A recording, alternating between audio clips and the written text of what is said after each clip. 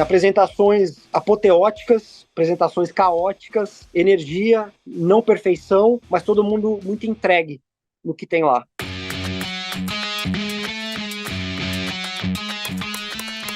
O primeiro fator de eu querer tocar no Slipknot é pelo final de Sepultura. Sepultura decidiu encerrar as atividades, porém eu tenho 33 anos de idade. Né? Tinha 32 na época, eu não pensava em parar. Eu respeitei muita decisão de Sepultura, que veio do Andrés, mas eu precisava seguir com a minha vida. E quando surgiu esse convite do Slipknot, era um convite que não tinha como esperar, né, até o final do Sepultura. Era assim ou não, né? Então, assim, eu não tive muitas escolhas. No dia que eu recebi o sim do Slipknot, foi no dia que eu liguei pro Sepultura e marquei uma reunião com eles no dia seguinte. Falei, não, é muito sério, preciso falar com vocês pessoalmente.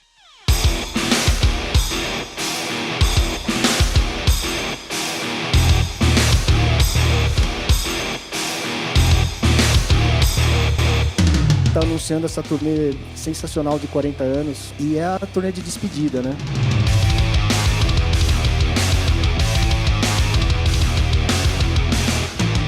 Ele anunciou que estava indo lá pro Slipknot, do nada. Daí como eles entenderam a notícia, daí isso eu não sei, porque eu não conversei mais com eles. A partir do momento que eu dei a notícia para eles do que estava acontecendo, eles não falaram mais comigo, acho que pediram também para ninguém da equipe vir falar mais comigo.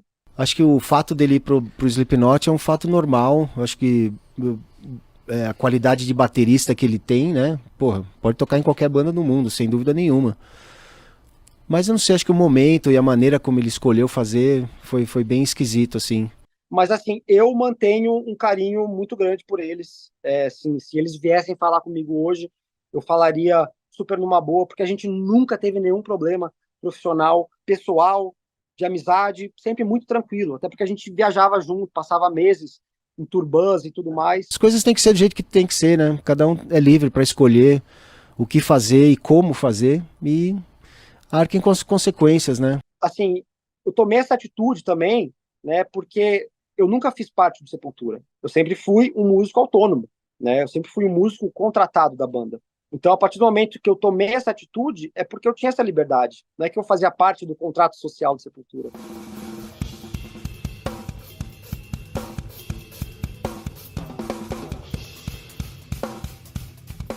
Desde o começo, desde os primeiros ensaios, quando eu estava na fase de teste ainda, eu conversei muito com o Sean Crahan. Ele é o cara que acaba organizando todo mundo ali. Todo dia ele vem falar comigo, todo dia ele vem perguntar se está tudo bem, todo dia ele vem explicar as coisas, vem cobrar coisas também. Deu para ver que ele tem muito amor, todo mundo ali está envolvido com muito carinho e amor pela banda, né? Nos primeiros dias eu estava tentando tocar tudo de forma perfeita, sem erro. Ele falou, cara, isso não existe, esquece, tocar sem erro não é isso que a gente quer, né? Você pega o primeiro, o segundo, o terceiro disco, você vê que não existe perfeição, mas existe energia. Ele falou, cara, pensa no nome da banda, Slipknot.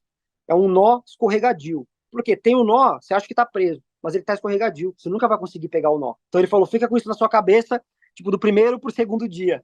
Eu falei, tá, tô começando a entender. Hey, today I'm gonna play a Slipknot song called The Heretic Anthem. Olha esse garoto!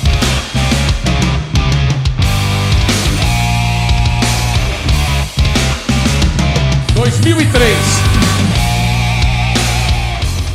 Eu tinha um tio, irmão do meu pai, que ele teve essa ideia de construir aquela mini bateria com sensores eletrônicos, como se fosse uma bateria eletrônica, só que construída em miniatura, né, para chamar atenção, para que eu tivesse um espaço nas mídias.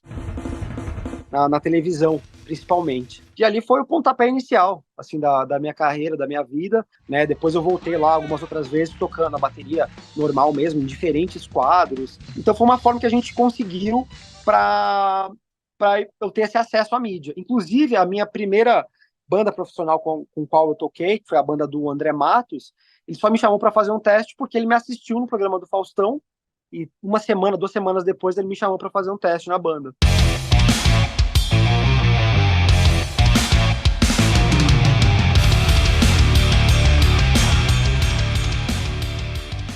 Em Rio a gente foi preparado para a guerra. Porque a gente imaginava o pior, a gente imaginava até as pessoas subindo no palco e tirando a gente na porrada. Então a gente foi realmente preparado para a guerra. Eu fiz um solo de bateria também, foi uma ideia da banda. Falar, pô, você é metaleiro, faz um solo aí. E foi melhor do que eu imaginava. Acho que foi o Derek que assistiu ao show, né? Mas a indicação também veio através de um técnico de som do Sepultura, que já tinha me visto tocando em outro momento. Mas foi logo ali, 2 semanas após esse show do Rock in Rio com o Glória, o Sepultura me chamou para fazer um teste.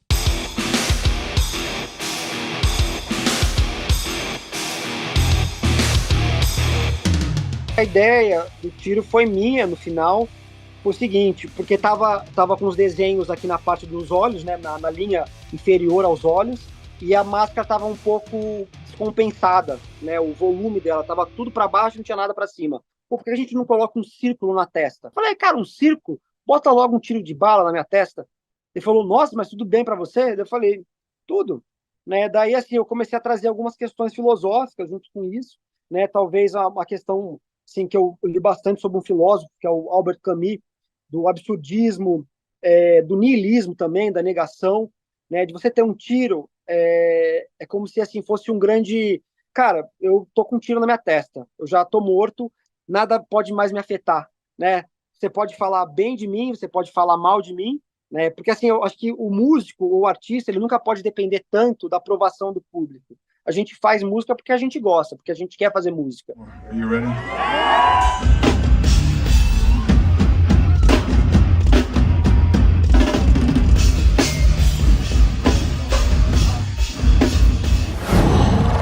Qual?